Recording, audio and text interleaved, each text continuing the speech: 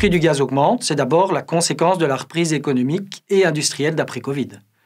La demande de gaz est en hausse et cela a un impact sur le prix.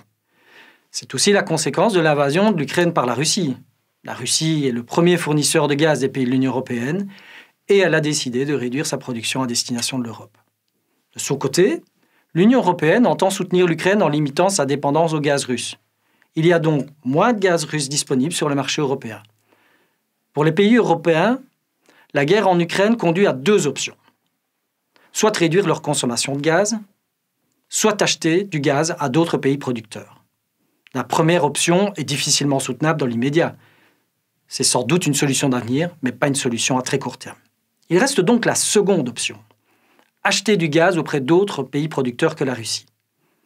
L'Union européenne s'est ainsi tournée immédiatement vers d'autres pays, par exemple la Norvège, le Canada, les États-Unis, l'Algérie, le Qatar, les Pays-Bas et la Grande-Bretagne. Mais ce choix a un coût, et ce pour deux raisons essentielles. D'abord, si la Russie était le vendeur privilégié, c'est parce qu'elle était l'opérateur le moins cher du marché. Ça s'explique par la présence de gazoducs livrant presque en continu les pays européens. Les nouveaux fournisseurs contactés ne disposent pas de gazoducs et le gaz doit donc être livré autrement, notamment par bateau. Par ailleurs, il s'agit de gaz naturel liquéfié qu'on appelle GNL, qu'il faut transformer avant consommation dans un terminal gazier, ce qui a une conséquence sur le prix. Ensuite, la loi de l'offre et de la demande. Dans le cadre d'un marché libéralisé, notre situation aujourd'hui, une demande élevée entraîne inévitablement une conséquence sur le prix. Les pays européens ont toujours besoin de la même quantité de gaz. Les fournisseurs de gaz sollicités sont, eux, moins nombreux. Cela signifie une offre moins large. Et comme la demande reste élevée, le prix est mécaniquement en hausse.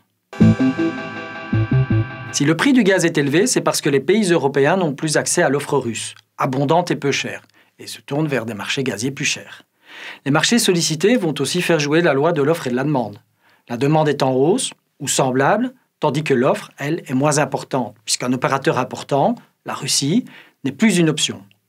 Conséquence, le prix du gaz monte.